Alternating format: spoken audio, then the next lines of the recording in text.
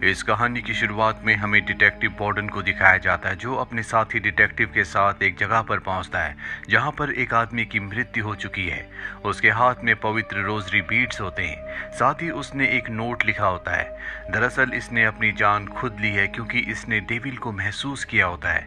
बॉर्डन की जिंदगी में इस तरह का केस पहली बार आया है। वहीं दूसरी तरफ हमें एलिवेटर नंबर 6 को दिखाया जाता है, जिसमें 2 लेडी और 3 मैन होते हैं। जब ये ऊपर की तरफ जा रहे होते हैं तभी इनका एलिवेटर खराब हो जाता है, जिसे उस बिल्डिंग के कंट्रोल रूम में बैठे तो सिक्योरिटी ऑफिसर्स देख लेते हैं। इसीलिए वो इस बिल्डिंग के मैकेनिक को कॉल करते हैं, जो 35th फ्लोर पर टूटी हुई विंडो को, जो कि ग्लास की थी, उसे रिपेयर कर रहा होता है। असल कुछ देर पहले इस बिल्डिंग के 35th फ्लोर का ग्लास अपने आप ही टूट गया, जिसे नीचे एक कर्मचारी साफ कर रहा होता है और तभी बॉर्डन और उसका साथी वहां पर आते हैं। बॉर्डन समझ जाता है कि जिस इंसान की मृत्यु हुई है उसकी मृत्यु यहीं ऊपर से गिरकर हुई है, और तभी जब ऊपर देखते हैं तो एक और ग्लास इन्हीं की तरफ आ रहा होता है। बॉर्डन का साथी मरते मरते बच जाता है। बॉर्डन समझ जाता है कि इस बिल्डिंग में कुछ न कुछ गड़बड़ है, इसीलिए अब वो इस बिल्डिंग की इन्वेस्टिगेशन करना चाहता है।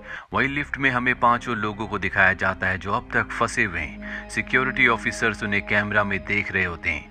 वो माइक से उन्हें बताते हैं कि जल्दी उन सबको वहां से निकाल दिया जाएगा, लेकिन लिफ्ट में जो ओल्ड लेडी और 4 लोग हैं, ये अपनी बात सिक्योरिटी ऑफिसर्स तक नहीं पहुंचा सकते क्योंकि लिफ्ट का जो माइक होता है वो खराब होता है। साथ ही यहाँ पर बार बार लिफ्ट में लाइट ब्लिंक भी कर रही होती है, और तभी इनमें से एक लड़की जिसका नाम सैरा है वो गिर जाती है। उसकी पीठ जख्मी हो जाती है और वो इसका आरोप लिफ्ट में फंसे एक सेल्समैन पर लगाती है क्योंकि वो उसके पास ही खड़ा था।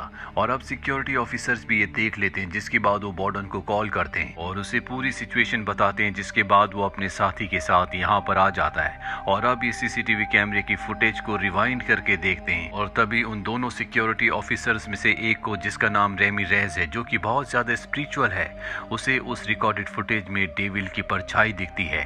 जबकि उसके साथ वाला जो सिक्योरिटी ऑफिसर है वो ईश्वर पर बिल्कुल भी विश्वास नहीं करता क्योंकि एक एक्सीडेंट में उसकी पत्नी की और उसके बेटे की मृत्यु हो गई थी। और अब बॉर्डन इन 5 लोगों की डिटेल्स मांगता है, जिन्हें एक आदमी इन्वेस्टिगेट करना शुरू कर देता है और एक बार फिर से लाइट्स ब्लिंक होना शुरू हो जाती है।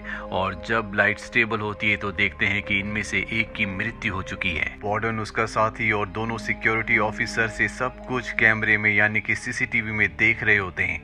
बॉर्डन सबको बॉडी से दूर रहने के लिए कहता है। उसे अब ओल्ड लेडी, सेल्समैन और एक दूसरे आदमी पर शक है। वो सैरा पर शक नहीं करता क्योंकि उसके ऊपर भी हमला हुआ था।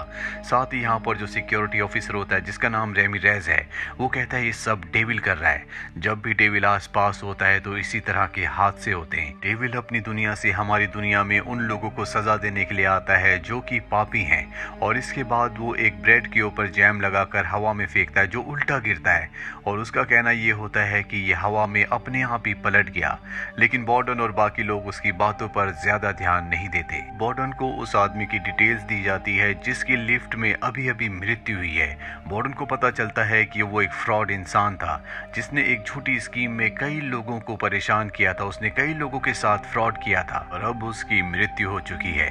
वहीं इस बिल्डिंग के मैकेनिक को दिखाया जाता है जो ऊपर टॉप से अब नीचे 31st फ्लोर पर आकर लिफ्ट को रिपेयर करना चाहता है, और जब वो धीरे धीरे नीचे आ रहा होता है तभी 2 क्रो उसके ऊपर हमला कर देते हैं, जिससे उसका बैलेंस बिगड़ जाता है और वो लिफ्ट के ऊपर गिरता है, जिससे उसकी मृत्यु हो जाती है। इस पूरे के पूरे हादसे को सिक्योरिटी ऑफिसर रेमी रेज और उसका साथी देख लेते हैं, जिससे वो घबरा जाते हैं और अब ये बॉर्डन को भी बता दिया जाता है।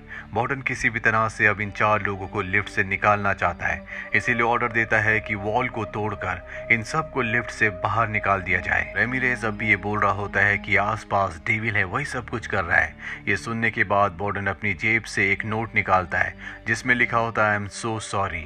वो बताता है कि मेरी पत्नी और मेरे बेटे का एक्सीडेंट हो गया था जिसमें उनकी मृत्यु हो गई, और जिसने एक्सीडेंट किया था उसने ये नोट वहां पर छोड़ दिया।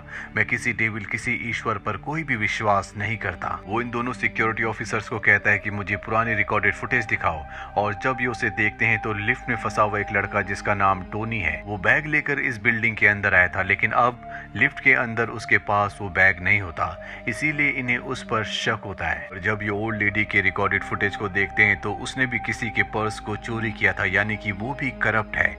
और एक बार फिर से लिफ्ट में लाइट ब्लिंक होना शुरू हो जाती है, साथ ही लिफ्ट में अजीब अजीब सी आवाजें आ रही होती हैं। और जब लाइट स्टेबल होती है तो ये सब देखते हैं कि ओल्ड लेडी की मृत्यु हो चुकी है। इन्हें कुछ समझ नहीं आ रहा होता है कि यहाँ पर हो क्या रहा है, कौन किसे मार रहा है। वहीं अब इन्हें टोनी का बैग भी मिल जाता है जो लिफ्ट के अंदर इस वक्त फंसा हुआ है और उसके पास उसका बैग नहीं है। और जब ये उसके बैग को खोल कर देखते हैं तो उसमें बहुत सारे टूल्स होते हैं। इन्हें लगता है कि इन टूल्स का इस्तेमाल टोनी ने लिफ्ट को खराब करने के लिए किया है। बॉर्डन को समझ में आ चुका है कि यहाँ बहुत ज्यादा खतरा है, इसीलिए वो पूरी बिल्डिंग को खाली करवा देता है और पुलिस फोर्स भी बुलवा लेता है। बाहर एक लड़की को दिखाया जाता है जो अंदर आने की कोशिश कर रही होती है, लेकिन पुलिस वाले उसे अंदर नहीं आने देते। वहीं लिफ्ट के अंदर दिखाया जाता है जहाँ पर अब 3 लोग बचे हैं, जिसमें से एक सैरा है, एक टोनी और एक बेन। और अब टोनी को बेन के ऊपर शक है और बेन को टोनी के ऊपर। ये दोनों एक दूसरे से लड़ना शुरू कर देते हैं। बॉर्डन इन दोनों को चिल्लाकर लड़ने से रोकता है। साथ ही यहाँ पर जो रेमिरेज होता है वो माइक पर इन तीनों को बताता है कि यहाँ पर जो कुछ हो रहा है वो और कोई नहीं बल्कि डेविल कर रहा है। वहीं बॉर्डन का साथी अब बॉर्डन को बताता है कि सैरा एक बहुत अमीर आदमी की पत्नी है जो अमीर औरतों से शादी करके उन्हें धोखा देता है। और आज वो यहाँ इस बिल्डिंग में एक वकील से मिलने के लिए आई थी। बॉर्डन जब उस वकील से मिलता है तो वकील उसे बताता है कि सैरा को उसके पति की असलियत पता चल गई थी, इसीलिए वो अपने पति को डिवोर्स देने के सिलसिले में मुझसे मिलने के लिए यहाँ पर आई थी। और अब यहाँ पर रेमिरेज के साथी को यानी कि सिक्योरिटी ऑफिसर को दिखाया जाता है जो नीचे बेसमेंट में पानी के एक वॉल को बंद करने के लिए जाता है। वो देखता है कि वहाँ पर एक वायर है और जब वो उसे लकड़ी से हटाने की कोशिश करता है तो उसे इलेक्ट्रिक शॉक लग जाता है जिससे उसकी हालत खराब हो जाती है।